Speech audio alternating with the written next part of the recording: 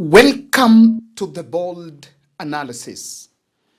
Harambee Stars are faring well, have just been doing well in the group stages matches of the CHAN competition. But this is courtesy to the millions motivation from the President of the Republic of Kenya, William Ruto. What is, however, hyped as a state philanthropy is currently riddled by mega ticketing scandal as Kenyans raise questions how the president is comfortably dipping his hands in the affordable housing and donating it to players, a scheme that is funded by taxpayers' money, controlled by Affordable Housing Board, but the president at will is using it as a mercy tool. In this podcast, we expose the deliberate plan to hijack the sports fortune to salvage the dwindling president's popularity. Sports insiders are already telling the president head-on that enough is enough of state meddling with the sports. Kindly subscribe to our channel, click the notification bell and like our videos, and thank you very much for supporting this podcast. We do this each and every day because of your support. Kindly watch to the end. The president announced that for every match that Harambee Stars were going to win, he was going to reward them a gift of 1 million shillings in the account. They played the first match against Congo and won. They played the second match against Angola and it ended in a 1-1 draw before again winning against Morocco 1-0. And to that end, all the 27 players, Harambee Stars players and the coaching staff, each one of them, their accounts hit 2 million Kenyan shillings. But something is more interesting about this. The president then walked to the players' camp and made another pledge. Sasa Sunday, nataka sasa tuwe na deal mpya ya Sunday. Sasa Sunday, si tunashinda? Inshallah kwa mpenzi ya Mungu tunashinda, si ndio? Sasa vile tulifanya ile hesabu siku ile, tulifanya hesabu hapo. Sasa mnajua, moja niwakumbushe, nimeongeza kidogo. Sasa Sunday tukishinda hivi, kila mtu 2.5 million.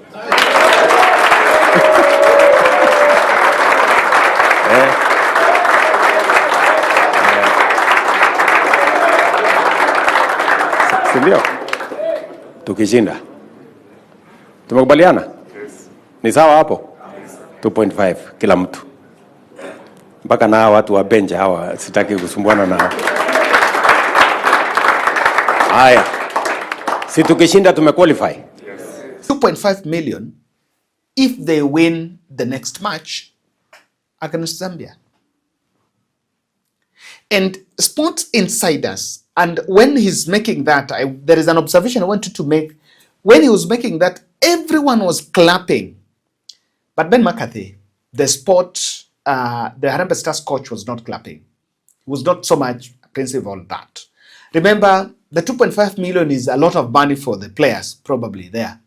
But the coach, the man who even won Champions League in 2003, and at one time was even the coaching staff in Manchester United, all that money could not move him. But of course, it's a motivation for the fellows around him.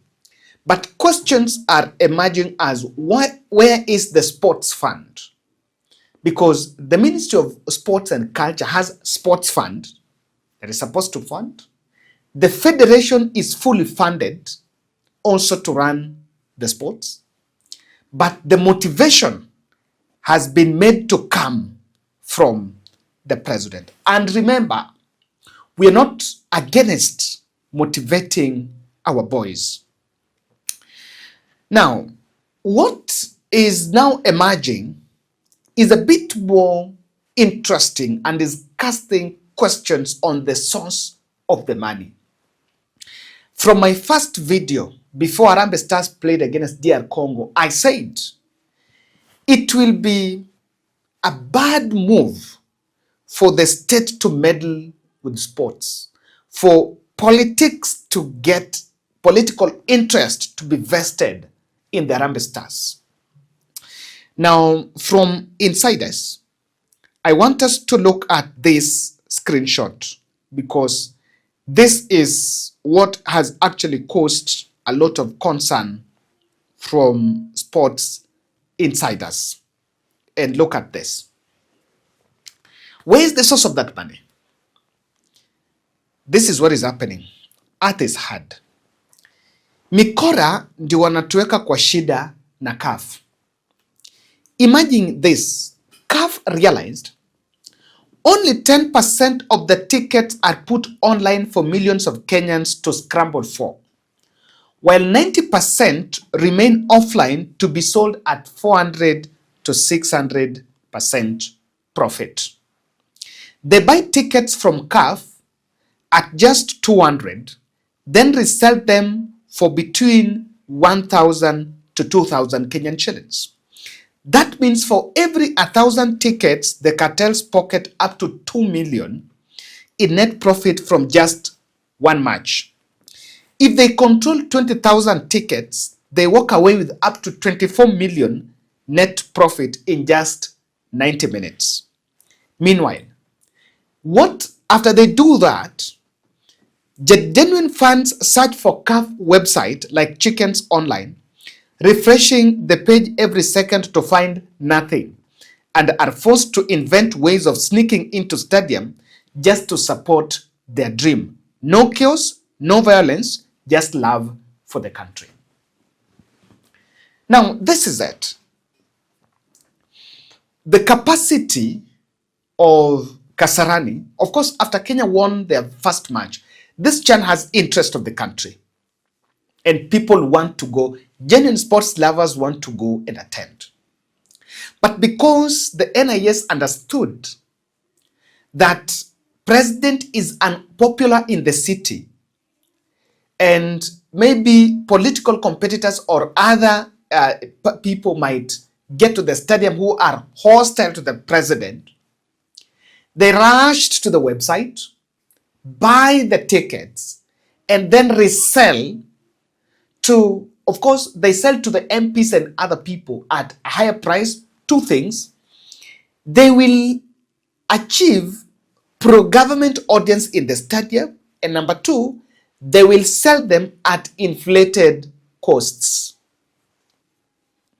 And because genuine sports lovers can't get the tickets, they're the ones that are scrambling around the gate, causing stampede, scaling the security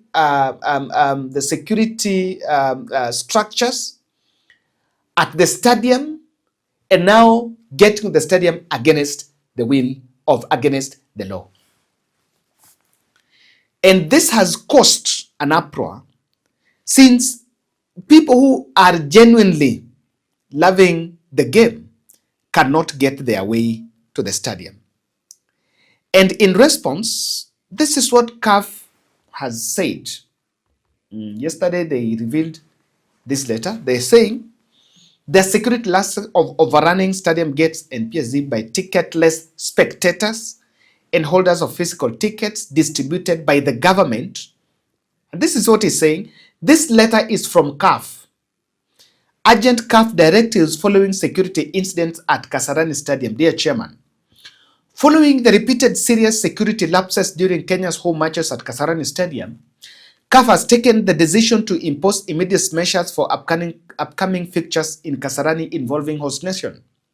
Despite multiple warnings and previous sanctions, the necessary measures to control ticketless spectators, ensure effective crowd management, and fully comply with CAF security requirements have not been implemented. Major security lapses include, and look at this part, overrunning of stadium gates and PSA's public service announcements by ticketless spectators and holders of physical tickets distributed by the government, breaches of the perimeter fence, and loss of control at exit points. You know, people who distributed those tickets are the government themselves. And that's not the me saying, that is a letter from CAF. Now, what CAF has resorted to do is what I want us to look at here. They're saying, these incidences present unacceptable risks to spectators, staff, and the integrity of the tournament. As a result, CAF is mandating the following measures for all upcoming Kenya home matches at Kasarani. Capacity restriction, maximum 60% of stadium capacity, 27,000 tickets. It has been reduced to 27,000 tickets. 60% were reduced. Entry strictly limited to electronic ticket holders, thermal tickets prohibited. So zile zenye government ilikuwa inaenda inanunua alafu inauza, they're saying unless you buy the ticket online. So the cartel, the musketeers that went to the CAF website to buy the tickets, then print to resell, now been prohibited. Public accountability and compliance campaign. NOC and government to launch a public media campaign reinforcing safety protocols and entry requirements. Let me tell you, I have spoken to a very good friend and a lover of the game of football who is saying this. Kevin, President is talking about how he's giving players millions. Do you know the president has not stressed on the need for only Kenyans with tickets to go to the stadium? No state official is talking about ticketless spectators. That work has been led for federation, and someone should challenge me on this.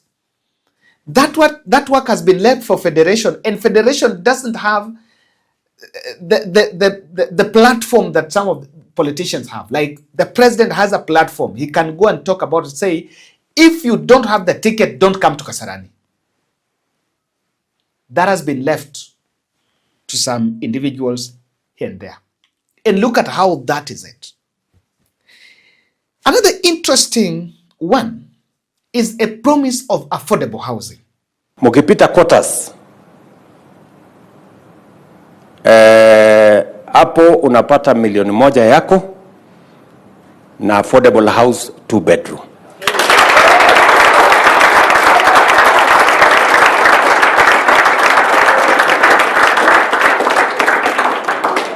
Sindio? Tunaelewana? Tuende pole pole kwa masikizano. Ndio msinichanganye.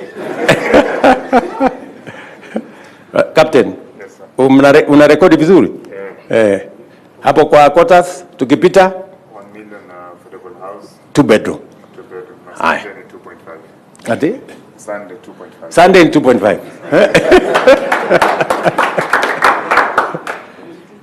Haya. Tukipita hiyo ni semis. Quarters. Tukipita semi, mimi na upgrade ile affordable house kutoka 2 bedroom inaenda 3 bedroom.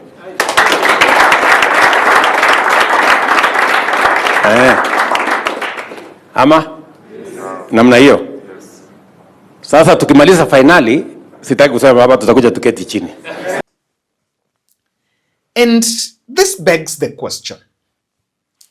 Affordable housing is built using a housing levy deducted from the people, 1.5%, matched by the employer.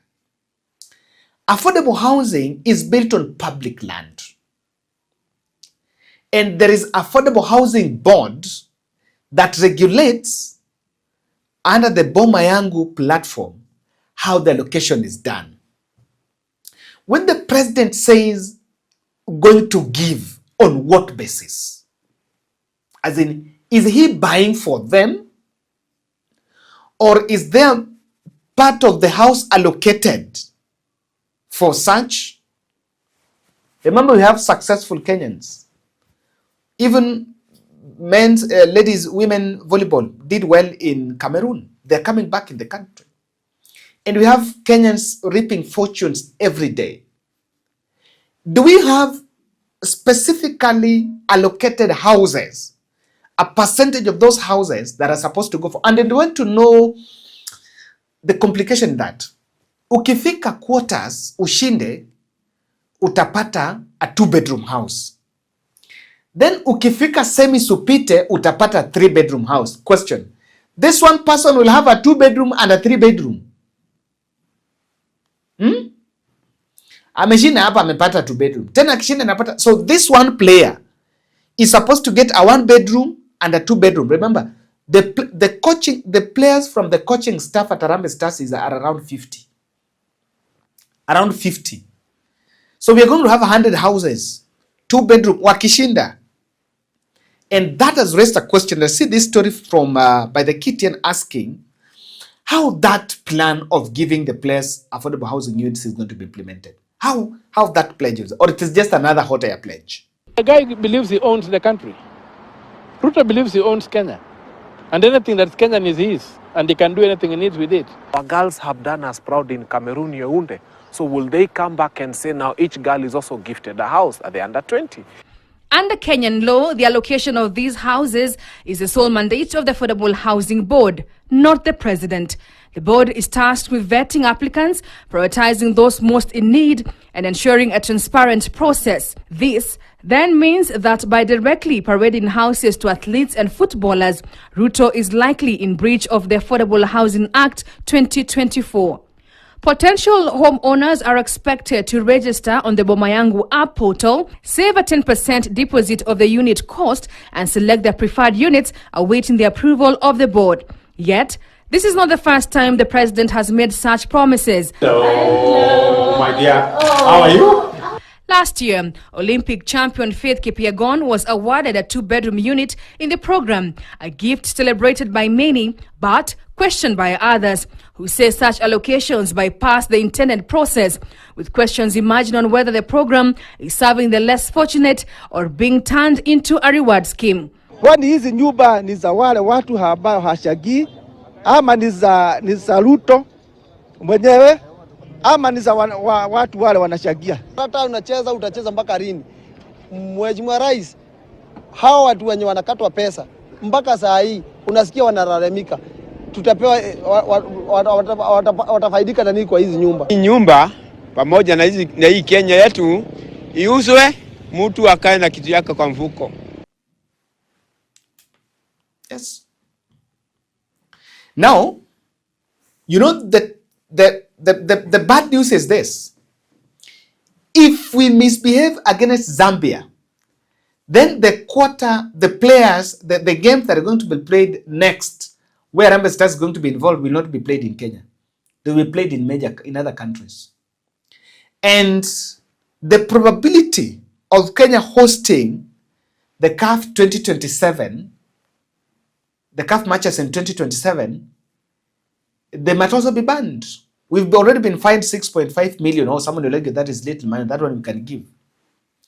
But we're already trading dangerous space because we risk losing the right to host CAF in 2027. And I'm telling you, what the president is packaging as a mercy, as a motivation to the players, is actually killing the Chan fortune. And we wish the best for our boys. And remember, we're not saying that it is bad for the players to be motivated. In fact, they are performing. I have seen those matches. When you want to wanajituma, you can see these are people that are expecting something. However, just the same way we question money that is being donated to churches, we must also question which are these affordable housing units that are going to be given to players. Who is buying? Remember, this money is for people.